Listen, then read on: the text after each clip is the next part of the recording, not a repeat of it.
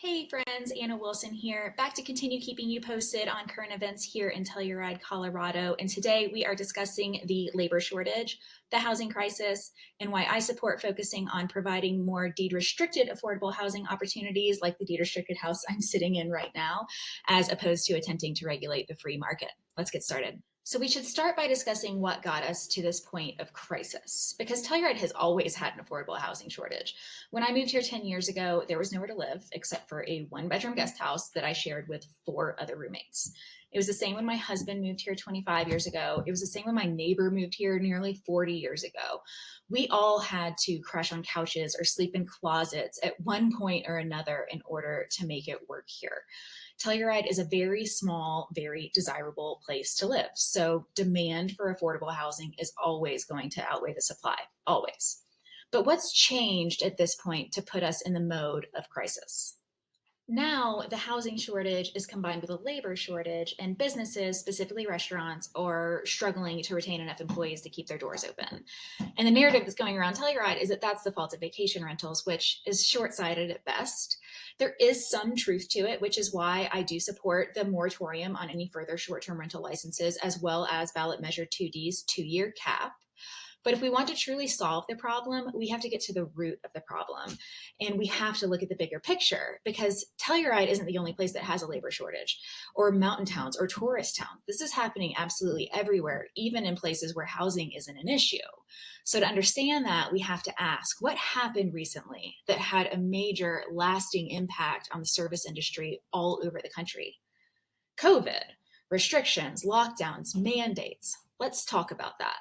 Restaurants were closed for months. Employees lost their jobs. And then when the restaurants reopened, it was for takeout only or outdoor dining only, and cutting employees as a result. So what happened to all of those people?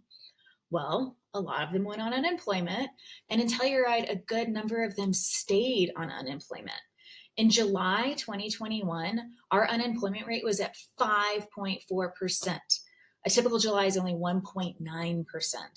To provide some more context, we usually see 6% rates in the depths of off-season, so November or April, when most businesses are closed and there's no work to be had. But we were there in the middle of our busiest month of the year with around 90 help wanted ads in the paper at the time.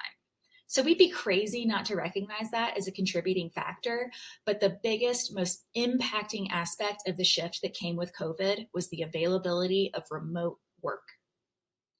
Because you used to have to work here to live here, period. No other option. Now you can work from anywhere. So not only are we seeing a steady influx of remote workers from all over the country relocating to Telluride, we're also seeing locals, former restaurant and other service workers who left that industry for remote work instead. And that's where our free market long-term rentals are going.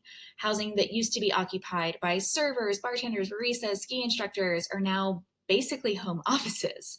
And that's what will only continue if we take vacation rentals away.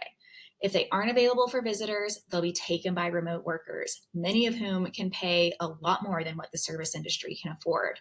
I get emails all the time about people looking to move here for a few months, renting a 2-bedroom with a budget of about $15,000 a month. And that's where those units will go, not to local housing. So how do we support our local workforce? By providing more deed-restricted housing.